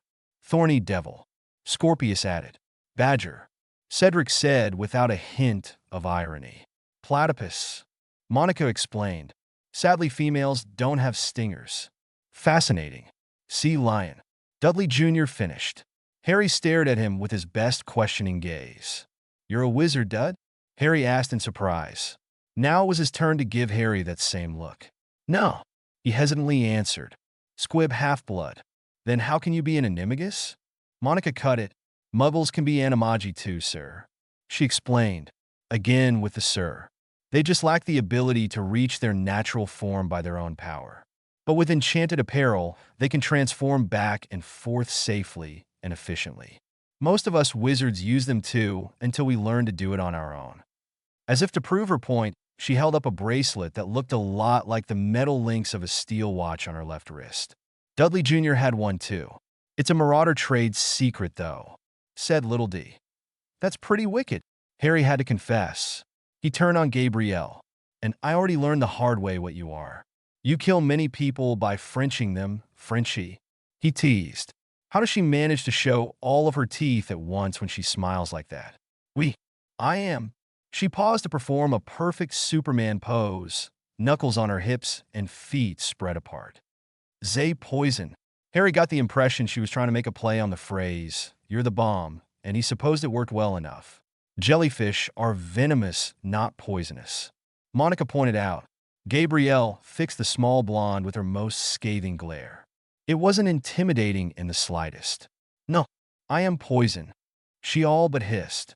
Victor treated the entire group to an ice cream parlor a little while after that. The unlikely duo's patrol had just ended and they had the rest of the day free. They decided to spend it with Harry's entourage just as soon as they showered and changed. Harry was a little disappointed to see Gabrielle wore the same airy white dress and sandals that most of the women of Hong Kong wore. She still looked amazing, but he somehow expected the French which to have more interesting fashion than whatever was trending. Since when did he start caring about such things? Maybe when her older sister set such a high precedent. He should probably stop comparing the two in his head. The group passed the day talking. Just talking. They avoided discussing any possibly painful topics after he explained his extended nap and the effects it had on him, minus the super soldier treatments. They stuck to Quidditch and sports for the most part. Victor no longer played, partly because he was past his prime as a 34-year-old, but mostly because it just got so much more competitive since Muggle athletes entered the sport. Wizards on brooms played against and beside Muggles astride hoverboards, bikes, or boots. His aged friend even showed him a picture of some of these devices on his phone, and Harry couldn't wait to try and play a game with them as opposed to a broom. What was more interesting was how the rules of Quidditch had changed. Most of these changes amount to better safety practices, and actually most changes to magical practices in general amounted to better safety practices. As far as Quidditch was concerned, the game was now usually played over bodies of water. Brooms and other flying equipment required straps like those on surfboards and bludger here were, sadly, slightly less deadly. These and body armor requirements all made complete sense, but the changes to the rules were far interesting. For one, the number of players almost doubled. Each team now had 6 chasers and 4 beaters, but still only 1 keeper and seeker. The number of balls, too, had doubled. Though there was still only 1 quaffle, there were now 4 bludgers and 3 snitches. 2 silver, 1 gold. Silver ones are worth 50 each. Gold is worth 75. The game ends when all 3 snitches are caught. Harry liked these changes. It gave him more to do in a game.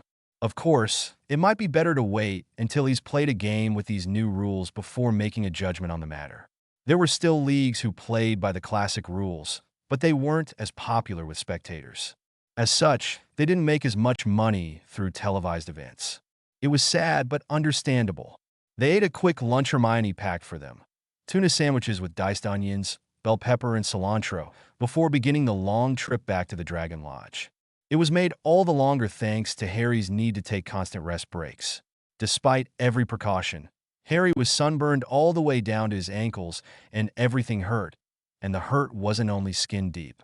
It had been a wonderful day, and it was well worth being unable to walk at all for several days. It was night by the time they passed the Peak Lookout, a small restaurant with a lovely outside area that was currently filled to the brim, and on a Harlech Road. "So, Gabrielle?" Harry asked during one trip between benches as their younger companions walked further ahead. She chirped. "Last time I saw you, you were 8, right?" That just blows my mind," he confessed. "You don't look anywhere close to 23. That smile. Just, wow. I think we have both aged razzier gracefully. Have we not?" That was a terrible joke. So, why was he laughing? All right. Vila Charm. Are you the only person I knew who isn't married with kids? He asked both her and their silent guardian. There are plenty of fish in the sea, but it is hard to find one when your brother is a shark. Gabrielle said cryptically, He scares them all away. Harry glanced to Crum. Brother, I married Fleur Delacour. He said, "We have been unable to conceive." On the list of unexpected couples that rank pretty high. But he'd seen a stranger one already. How'd that happen? Harry asked. Guilt. Victor answered instantly. Gabrielle hissed at his horrible answer and rewarded him with a punch to the arm. I felt terrible after the tournament and helped her back to health. He explained grudgingly. It took a few weeks, but she recovered from the effect of my cruciatus. She did not forgive me for years. It took many battles fighting together. This was a much heavier story than Hermione's. He was starting to feel sorry for asking. It sounded more painful than romantic. She vast magnificent in battle. I eventually recognized her as. What he recognized her as would remain a mystery as Dudley saw fit to interrupt. 0. Dudley Jr. yelled. Victor and Gabrielle both dropped into a crouch. Noticing that everyone else was too, Harry mirrored the action. Dudley was at the head of the group and motioned for them to hide in the brush. From his hiding place moments later, he heard the reason for the alarm before he saw it.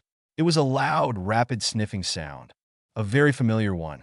He looked to Gabrielle and silently mouthed his question. Niffler, he asked. She made a kind of hand motion before following it up with a shushing movement. What stepped onto the road wasn't remotely like a Niffler. It looked more like a bear with an entire warehouse worth of electronics jutting from its back.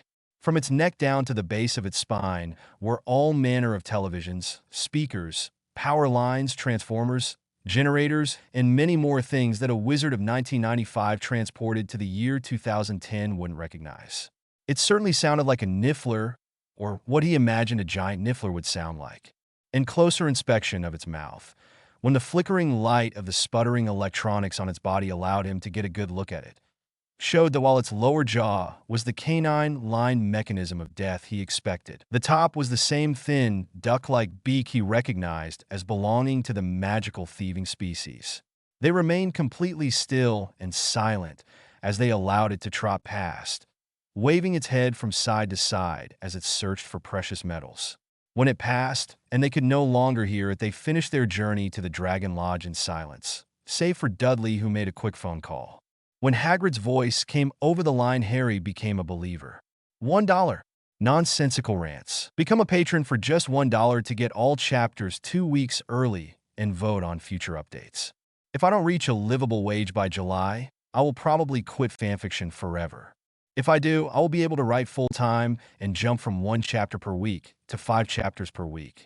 5. Mission Prep. Chapter 5. Mission Prep. Harry woke up the next day in agony. Every joint screamed at him as he crawled out of bed.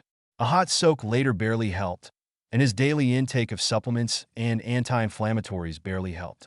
Swimming at the beach had been a great idea. Walking to and from said beach turns out to have been counterproductive. When he was showered and in somewhat less pain as the anti-inflammatory kicked in, he dried off and dressed, ready for a day of suffering. But opening the door to his bedroom made all of his aches disappear. "Oh, hi, Gabby," was all Harry could squeak out at the silver-haired beauty waiting just outside his door. "Good morning, Harry," she said, hands clasped in front of her. "I was asked to bring you down to the meeting room when you were ready." "Oh," Harry said, dumbly, unable to think of anything better. "Well then, lead the way." And she did. Turning heel, she walked away from him, and Harry happily followed. It helped that the loose summer dress she wore swayed with every step she took, so his concentration didn't slip from her for a single second. The flow of blue cotton and silver hair was as easy to follow as the waves of hibiscus and walnut-scented perfume, or lotion, or shampoo, all of which might as well be perfume in Harry's experience. Down the stairs they went, and further down still beyond the ground floor to the garage, where Harry exited to be confronted by an army. "Whoa," Harry said, before his brain could catch up to his mouth. Over 100 people now filled the garage and stone patio beyond, and each one turned to look him in the eyes as he entered the room. "Now everyone calm down," Hermione yelled before anybody could make a fuss. "Give him a moment to recognize you all and take it all in. It's more surprising to him than it is for you. No chance of that happening." His brain instantly stalled at all of the familiar but changed faces, and then started back up again when the two with the least amount of changes walked right up to him. "Sirius, Professor!" Harry yelled as he bodily flung himself onto the two Marauders in a three-person hug. Sirius and Remus caught him easily, and the laughter they shared filled the room. "I cannot describe how happy we all were when he heard you had been rescued," Sirius told Harry, "and with far less damage than we all came to fear." Harry broke the hug, but not all physical contact as he looked at them both. Healthier and stronger and more well-dressed than he remembered. World War III had been good to them, clearly. And Sirius was right. Underdeveloped cartilage in the joints? After 15 years under Voldemort's ownership, that was a true blessing. "I'm just happy so many of you are still alive," Harry said. "When I came back and told the bare bones of what had passed, I feared for the worst. I'm sure you'll all tell me who's died soon. But for now, let's keep the good news incoming. Well, we have a debriefing to do, so I think all of the reintroductions and avalanche of hugs can wait." Draco interrupted. "All save for one," Harry said back, letting a bit of mock edge seep into his voice. He turned to the second largest person in the room, second only to a very pregnant Madame Maxime, and walked straight up to the lovable oaf. Clearing his throat in preparation to what he was about to say, Harry raised his arms above his shoulder and did his best baby voice. "Uppies," he demanded with a frown. Hagrid, ever affectionate as he was, lifted Harry with the same ease with which Harry would life an infant and granted him his third, magnificent hug for the day. It would be worth having Penny mend his bones later.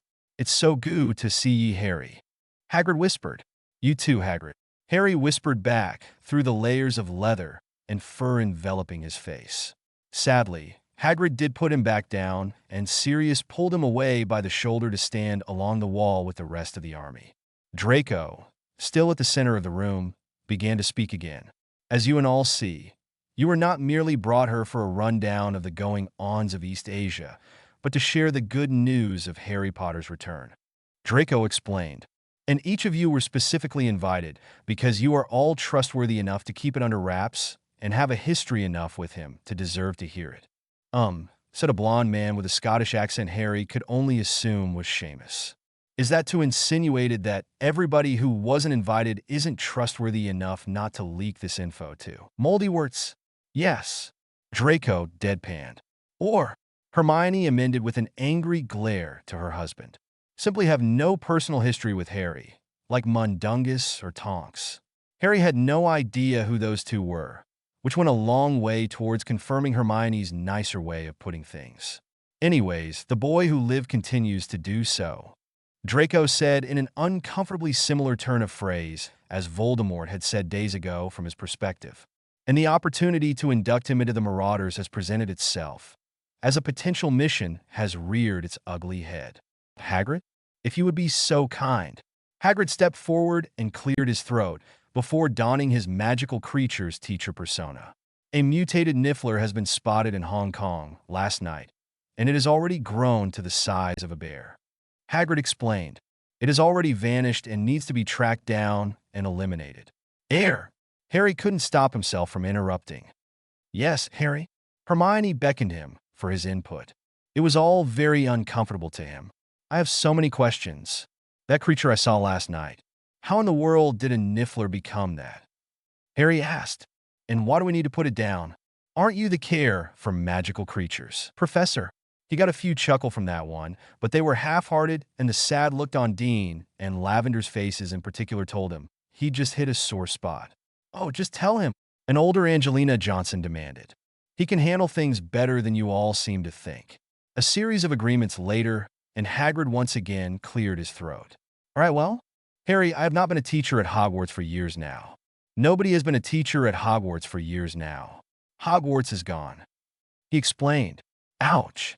Yeah, that was a bit much to take it, but Harry just rolled with the hits as they came. "And the Nifflers?" He pressed forward. Well, as I'm sure you recall from my lesson on them, Nifflers seek out precious metals and store them in a pouch in their bodies with magically expanded dimensions. Hagrid explained. "What you probably don't know, because few people do, is that Nifflers can duplicate precious metals inside those pouches. It's why they were nearly extinct, because aspiring alchemists would kill them and try to extract their components, thinking they were an ingredient for the Philosopher's Stone. Makes sense. Nifflers can duplicate gold. Philosopher's Stone can turn baser metals into gold. Maybe there was a connection there. Harry nodded with the explanation. Well, none ever succeeded, but with wizard kind now intermingling with muggle kind Nifflers running loose, seek out and duplicate the most common sources of precious metals. Hagrid went on. Electronics. Unfortunately, electricity and magic don't get along well. And when such electronics, especially cybernetics or computer components, get duplicated inside of that pouch of theirs, it goes all haywire. It leads to gigantism and uncontrollable duplication of electronics that leak into their actual bodies. Harry shuddered. So it's just a cascading effect of them growing larger, making more duplicate electrical components, and more of their bodies becoming machine? Harry asked. Not exactly, said Penny. The duplicated components are as much a part of their body as a nail driven into your thigh bone is part of your body. Yup, said Hagrid. These poor things are suffering, and once the process is started, it can't be stopped. They will keep growing and consuming until they can't no more. Harry let out a slow breath at this information. That sounded awful. Yeah, killing it did sound like a mercy, especially if it posed as much of a danger to other people as Harry suspected. How big can they get? Harry asked. One destroyed San Francisco. A woman Harry was pretty sure was Katie Bell told him. Like, all of it? Harry asked. All of it, she confirmed, save a few suburbs. It had to be nuked by an aircraft carrier in the bay. Damn, that's pretty big, and nothing of value was lost. Sirius whispered into Harry's ear. Remus gave him a hard elbow to the ribs for that one. Which brings up a good question. One of the Patil twins added. Is this a good introductory mission for him? Once a Niffler reaches its cascading point, it can get really big and really dangerous really fast. Well, it isn't anywhere close to that yet, Hermione told her. Based on the description Harry and the others gave for its size, there's still a good month left before it goes critical and Hong Kong goes bye-bye. And he won't be doing it alone. Sirius said. Hagrid will be leading a team that includes Harry, though its members have yet to be determined. Do we have any volunteers? Hushed conversations broke out amongst all of those gathered. The gist of it all was shit. Can I make time for a mission with all my other responsibilities? Being an adult, sure, sounded miserable, and now Harry was one. Joy. I like how everyone just assumes I'll be all over the chance to tackle such a mission. Harry grumbled loud enough for the whole room to hear. The incredulous snorts and mocking laughter he got as a response from all gathered actually made Harry blush. Right, Potter? Draco sneered in his best Snape impression. Because you'd turn away from the chance to kill a deadly monster and save the lives of strangers. That'll be the day. Damn it. Draco was right. Harry hated that Draco was right, but Draco was right. Well, it's as good of a place as any to sharpen my teeth after my coma, and you're right. I do have some experience taking down dangerous magical creatures. Harry stopped shy of asking if anybody else there had ever slayed a basilisk or outflown a dragon, but he felt his head was getting big enough from this room of supporters already, so he kept it to himself. We should have more people on board than strictly necessary. Hermione decided. Charlie is a no-brainer, but maybe we can get Ron to come back from the ACW to help? Harry noted a distinct darkening of Draco's expression at Ron's name, but it passed so quickly he thought he might have imagined it. Not likely, said Percy. There's no getting him and the twins away from their Quidditch arena. As useful as his Avada Leviosa is against trolls and the like, I don't think he's willing to make the commute. Harry facepalmed at the phrase Avada Leviosa to hide his smirk, and bit his tongue to stop all of the questions that short sentence brought on. ACW? Quidditch arena? He needed to know more. Of course, it was then that the doors burst open and in flooded the group of volunteers Harry was planning to suggest. Me, said Scorpius.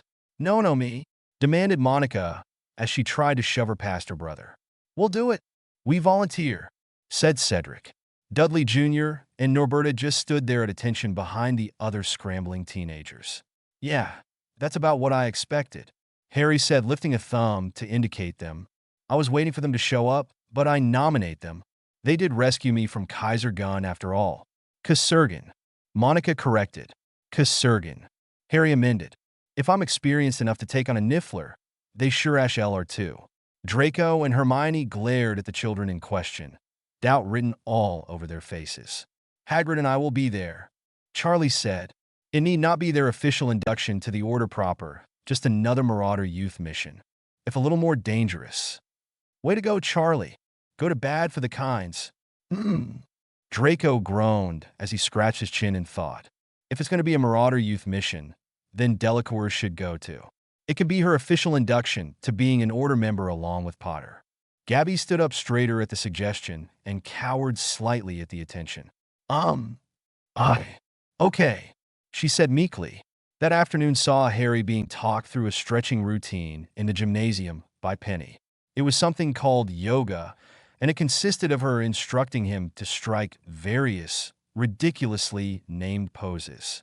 Okay, now try the downward-facing dog and tell me how that makes your lower Achilles tendons feel. Penny instructed. He didn't know why they went with that name instead of just calling it the triangle pose. Because that's what it was. It was him contorting his body into an upside-down V shape, and it was ridiculous. Still, he definitely did feel it in his heels. Yup, that's hitting it. Harry groaned out in a pained whisper. He imagines this all would have been going a lot smoother if he wasn't so distracted by Gabrielle, who was, at that moment, contorting her own body in similarly bizarre, but somehow delightful, poses on the pommel horse across the room. Today she actually was dressed in a leotard, and she was rapidly confirming his suspicions about her early childhood. Harry, I'm going to need you to focus on stretching out these joints of yours. You two can flirt later. Penelope pleaded. Not going to flirt with her, Harry said as he laid flat on his stomach. War going on. Dark Lord after me. No time for romance when I'm liable to die before anything comes of it. The stifled snort Penny answered that little deflection made her more red in the face than these exercises had made Harry. Really? You think so? Said Penelope. Because the rest of us have been fighting in wars and risking our lives for the last 15, yet somehow found the time and courage to build loving relationships and beautiful families. Often finding it in very unexpected places. You at least have a very obvious place to start searching for it all. Harry glanced between Penny and Gabrielle. Lifting a thumb to indicate the upside-down, splitting Vila goddess, he glowered at Penny. Her? Obvious? Why in the world would she be an obvious pick for me? A woman the entire male population of the planet would want. He asked incredulously. Oh geez, I don't know, Harry. Maybe because the memory she uses to fuel her Patronus is waking up in your big, strong arms as you rescued her from the lake. Penny said above a whisper, but in a tone reminiscent of an overdramatic Mexican telenovela. Or because she grew up as infatuated with you as Ginny had been. Or maybe because both her sister and brother-in-law adore and respect you and are already conspiring with the rest of us to get you two together? That last bit threw Harry for a loop more than the rest of it. That seemed somehow indecent, but he couldn't quite place why or how. Wasn't he too old for her?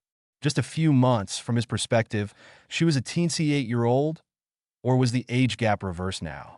He had lost 15 years, but she had gained them. Technically, wasn't she, 9 years his senior, from his 6 years her senior before. But she still looked younger than Fleur had during the tournament. How does that work? He was so confused. Well, Harry, I'd love to tell you there's no rush, but as you said, there is a war going on, and either of you could be killed in it any day. Penny said sadly, 'Tis better to love now while you have the chance, than lose the chance forever before you ever could. Harry stared across the gymnasium to where Gabby was now using some kind of stretchy rope for resistance training.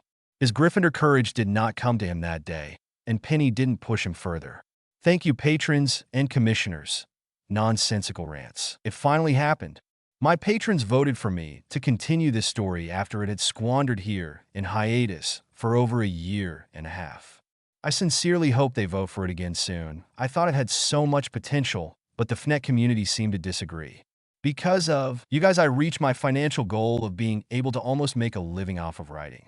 And if you want to become a patron, then for $1 you can get access to chapters 2 weeks early and vote on what stories I update next. Commission me? I ghost right now. For $20, I will write your short story or first chapter, 1,000 to 1,500 words. And beyond that, I charge $25 per 1,000 words, round down, with some wiggle room. All you have to do is provide me with an outline. You can pretty much just message me as a patron and say, "Hey asshole, here's the outline. I estimate it'll be 4,000 words. Here's $100. Make it happen." And my response will be, "Sir, yes, sir. I will get that done for you by day X. And it's actually going to come out to 3,500 words. So here's $25 back." I also prefer to video chat and screen share for when I write the first chapter, so you can watch me do the work and give me feedback so I can get a feel for the story you wanted from there, tackle it myself. It's a good time. For smut fanfiction or original works, anything that is not fanfiction, I charge $25 per 500 words, which is still almost half the going rate for ghostwriters.